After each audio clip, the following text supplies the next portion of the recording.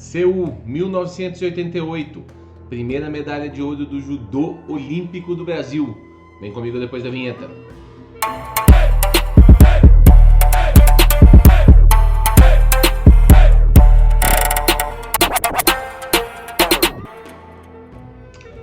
Fala, meu Josequi, saudações, como estão vocês? Olimpíadas chegando! E essa é uma Olimpíada que nós vamos falar hoje, importante. Seul, 1988, traz alguma lembrança para nós atualmente, né? Primeira medalha de ouro do Brasil com Aurélio Miguel. Brasil com uma seleção que mesclava alguns atletas vindo de outras competições e alguma renovação. Das outras edições veio Luiz Omura, que fez mais uma vez uma boa competição, mas acabou ficando em 9º lugar. Walter Carmona, um outro gênio do judô, mas que também não conseguiu chegar à zona de medalha, apesar de ter feito também uma boa competição. Ficou ali em 13º, mais ou menos. E Frederico Flecha. Esses foram os 3 que vieram da última Olimpíada. Frederico Flecha, inclusive, que fez uma grande Olimpíada. Fez uma baita Olimpíada. Por uma situação muito particular, não conseguiu chegar na medalha. Num cruzamento de chave não muito adequado.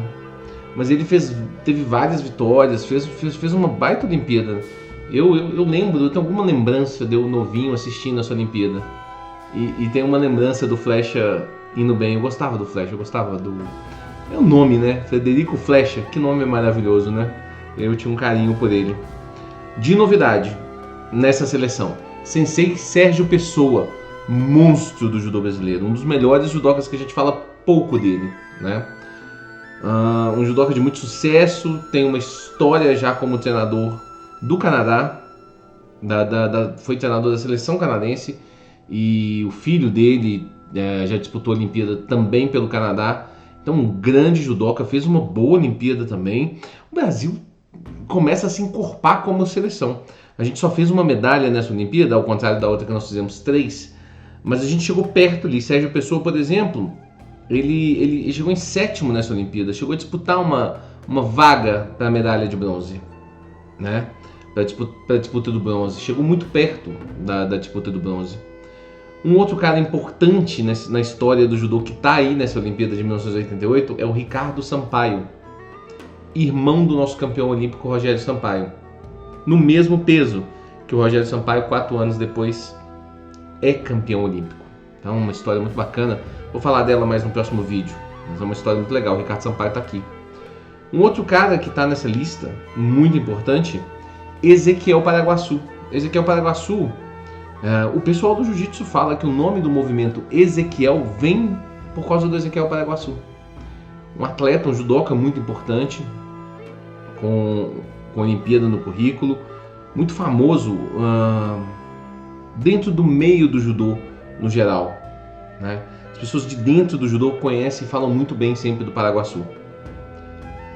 Mas o destaque dessa seleção não pode ser ninguém mais, ninguém menos do que Aurélio Fernandes Miguel.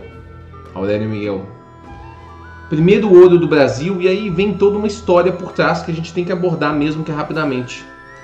O Aurélio tinha algum problema político com a CBJ naquele momento. Pensamentos diferentes da CBJ.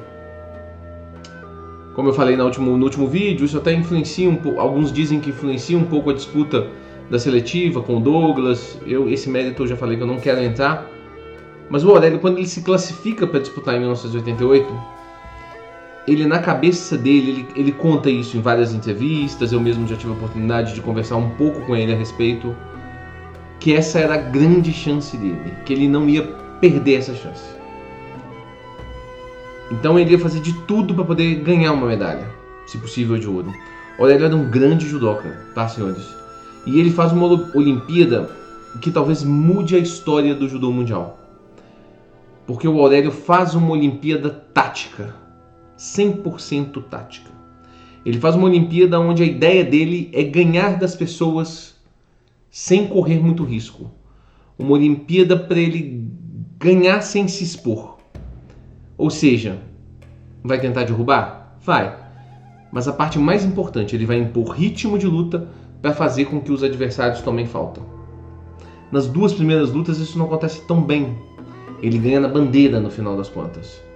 Mas nas outras lutas isso acontece. E os adversários dele vão tomando falta e ele vai passando. O Aurélio Miguel, ele é campeão olímpico sem derrubar ninguém. Isso é muito doido. Isso é muito estranho, isso é muito bizarro.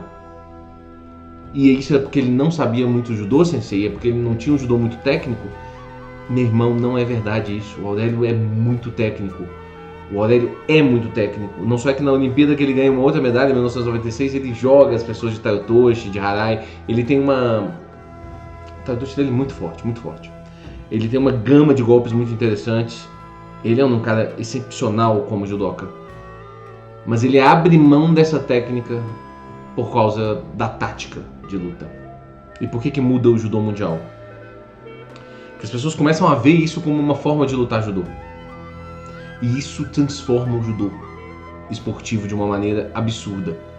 Várias regras hoje referenciam essa época do Aurélio Miguel. Regras de arbitragem, né? Então, o Aurélio é mais importante do que a gente imagina. Ele é o único judoca, inclusive brasileiro, que está no Hall da Fama da FIGE. Então, ele é esse cara sensacional.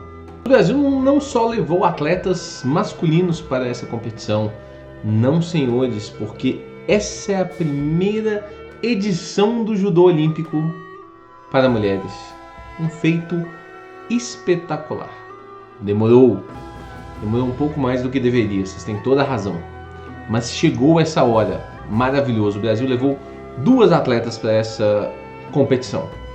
Mônica Angelucci e Soraya André, minha amiga Soraya André, um abraço para ela inclusive.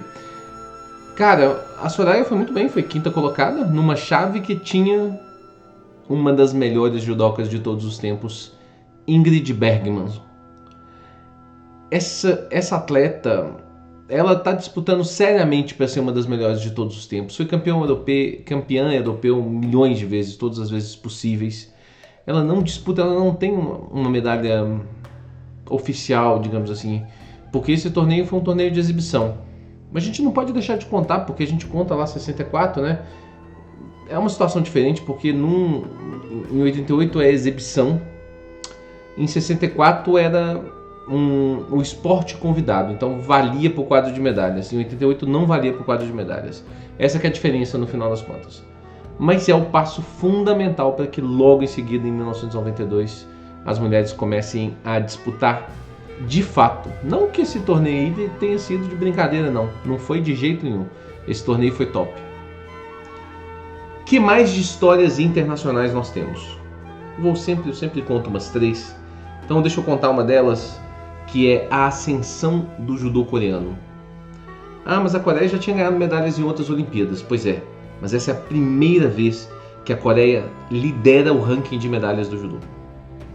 Principalmente nas classes mais leves.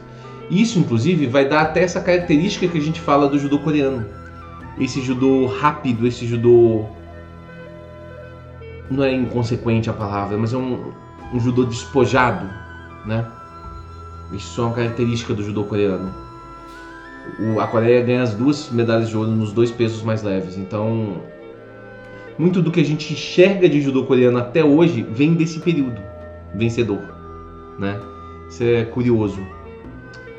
Uma outra história interessante, eu acho que é a história do Saito, que nesse mesmo período, ele é campeão olímpico pela 2ª vez no peso pesado. Agora nós não temos mais absoluto, né? Então ele é campeão olímpico do peso pesado e é campeão do All Japan finalmente. O tal documentário que conta a história do Saito e do Yamashita mostra uma das cenas mais bonitas, que é quando o Saito